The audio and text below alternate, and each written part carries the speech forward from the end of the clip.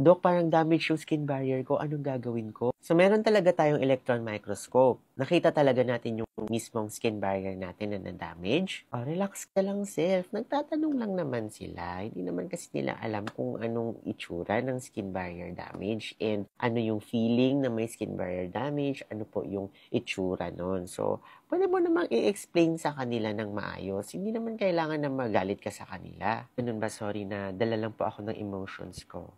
O, ganyan lang tayo, self. Huwag tayo masyadong atake agad. So, relax lang tayo. So, pagpasensyaan nyo na po si self, guys. Medyo emotional siya ngayon. So, yun guys, i-discuss natin today kung ibig sabihin ng damaged skin barrier and how does it look like and feel like para malaman natin kung posible tayong may damaged skin barrier. So para sagutin yan, gagamitin natin itong study na ito and other studies also to answer that. So pag sinasabing may damaged skin barrier tayo, ibig sabihin increased po ang ating transepidermal water loss. Ibig sabihin, madali pong mag-escape yung tubig or yung moisture sa loob ng ating balat or skin cells papunta po sa environment. Pag increase ang transepidermal water loss, ibig sabihin madaling mag-dry ang skin ng patients natin, no? And also guys, if may damaged skin barrier tayo, there are changes in the skin hydration. So malalaman natin yan pag abnormally nagta-tighten yung skin natin, especially after tayo mag-wash ng face. Paradoxically, sometimes damaged skin barrier patients with changes in hydration sa skin nila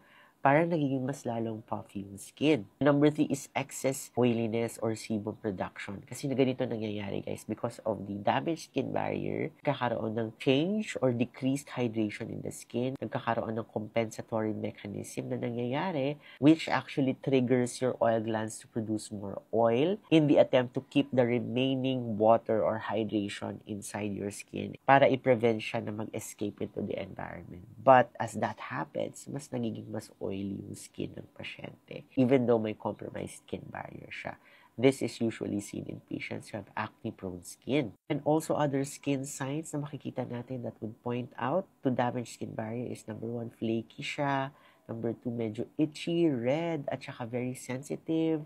Sometimes nakaka-feel tayo ng mga stinging and also warmth. Sometimes pag nag-apply tayo ng mga actives sa skin natin, lalo na yung mga retinoids at saka mga acids. And yung worst pa is yung mga burning sensation pag nag-apply ka ng actives na nagtatagal more than 1 minute.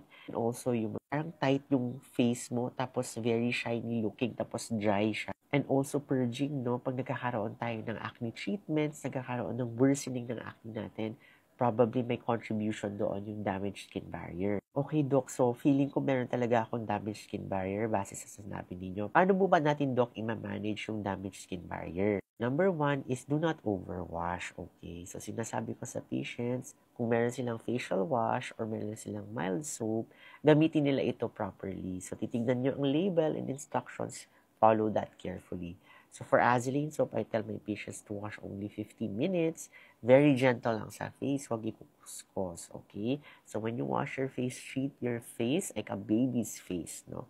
And also, twice a day lang, morning and evening, magwawash. Number 2 is moisturize parate, okay? And kung kaya, pwede tayong makahanap ng skin barrier repair moisturizer. Yung binibigay ko sa patients ko ay yung ating Hydrolac Light Moisturizer. Kasi meron itong 3 important ingredients for skin barrier repair, kagaya ng ceramides, fatty acids, and cholesterol. You can also look for niacinamide because niacinamide can accelerate skin barrier repair. Number 3, iwasan muna natin yung napaka-strong na mga active ingredients kagaya ng benzoyl peroxide, gaya ng ating mga tretinoin. Kasi tretinoin guys, no, di ba, pinaka-potent yan sa mga retinoids.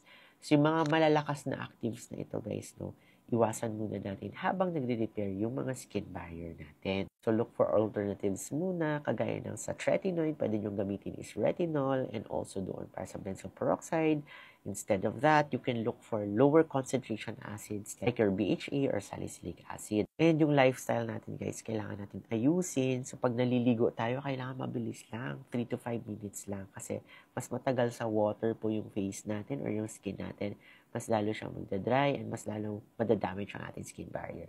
And also, if we're washing our face or pag naliligo tayo, wag yung warm or mainit. And also, wag yung sobrang cold naman. And yung iba nag-a-ice pa, hindi po maganda yan sa skin barrier.